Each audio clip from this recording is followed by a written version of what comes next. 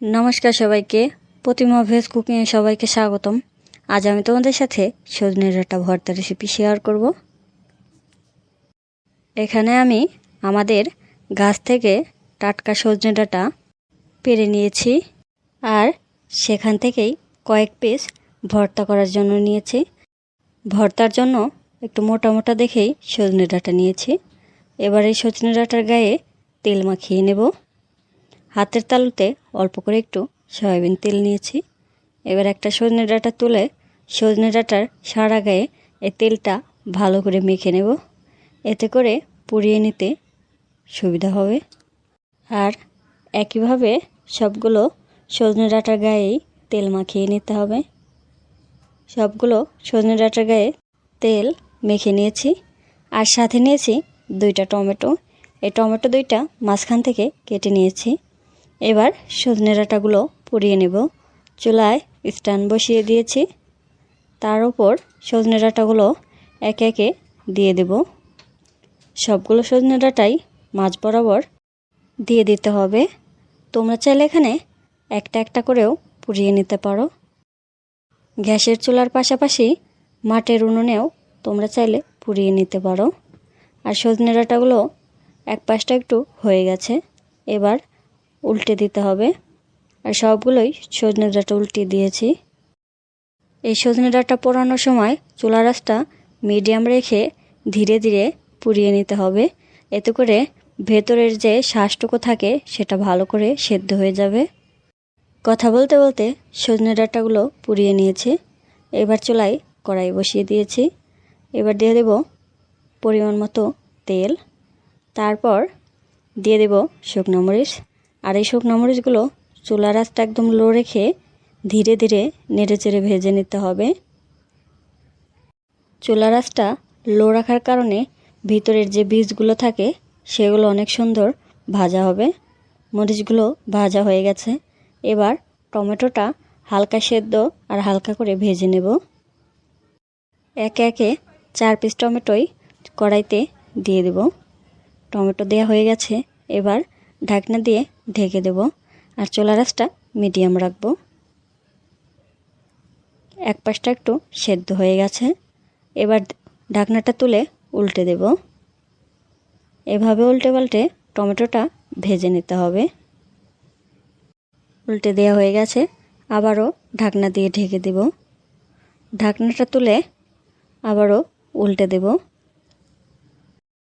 এই টমেটোটা দেওয়ার কারণে ভর্তার স্বাদ আরও অনেক গুণ বেড়ে যাবে। টমেটো উল্টে পাল্টে ভেজে নিয়েছি। এবার নামিয়ে নেব। তেল থেকে ছেঁকে ছেঁকে একটা বাটিতে তুলে নিয়েছি। এবার নিয়েছি চপিং বোর্ড, আর এটার উপরেই সজনে ডাঁটাগুলো ছাড়িয়ে নেব। সজনে ডাঁটাটা মাঝখান থেকে ছাড়িয়ে নিচ্ছি। আর দেখো সজনে ডাঁটাটা কত সুন্দর সেদ্ধ হয়েছে। এবার একটা চামচ দিয়ে সজনে ডাঁটার আঁশগুলো ছাড়িয়ে নেব। উপর থেকে নিচ দিকে চামচটা টেনে টেনে এভাবে আঁশগুলো ছাড়িয়ে নেব। আরে আমি এই বীজগুলো ফেলে দেব। তোমরা যদি চাও বীজগুলো যদি কচি হয় তাহলে নিতে পারো। এবার আরেকটা সজনে ডাঁটা নিয়েছি, আর সেই সজনে ডাঁটার বীজগুলোও আগেই বের করে নিচ্ছি। তারপর চামচ দিয়ে আঁশগুলো ছাড়িয়ে নিচ্ছি। আর একইভাবে সবগুলোই আঁশ এভাবে ছাড়িয়ে নিতে হবে। এবার একটা সজনে ডাঁটার আঁশ হাতে নিয়ে দেখাবো কেমন। এবার একটা বড় বাটি নিয়েছি। সেই বাটিতে দিয়ে দেব 3টা শুকনো মরিচ, আর দিয়ে দেব পরিমাণ মতো লবণ। লবণটা দেওয়ার কারণে মরিচটা ডলে নিতে সুবিধা হবে। এবার মরিচটা ভালো করে ডলে নেব। ডলে ডলে মিহিন করে নেব। মরিচটা ডলে নেওয়া হয়ে গেছে। এবার দিয়ে দেব সজনে ডাঁটার আঁশগুলো। হাত দিয়ে আঁশগুলো পুরোটাই বাটিতে নিয়ে নিয়েছি।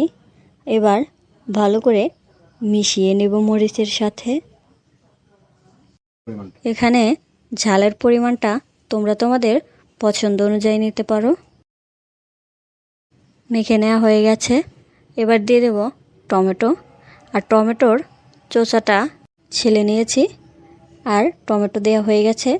এবার হাত দিয়ে ভালো করে মেখে নেব টমেটো। এই ভর্তাটা মাখতে মাখতেই জিভে জল চলে আসছে। টমেটো আর সজনে ডাঁটার রস মিশিয়ে নেওয়া হয়ে গেছে।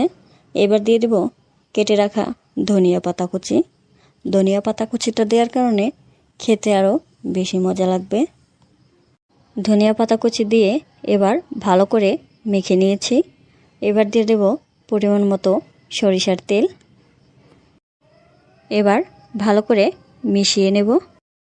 আজকের এই সজনে ডাঁটা ভর্তা রেসিপিটা তোমরা অবশ্যই একবার বাসায় বানিয়ে খেয়ে দেখবে। আশা করি খুবই ভালো লাগবে। আর আজকের রেসিপিটা তোমাদের কেমন লাগলো অবশ্যই কমেন্ট করে জানাবে। সবাই ভালো থাকবে, সুস্থ থাকবে। নমস্কার।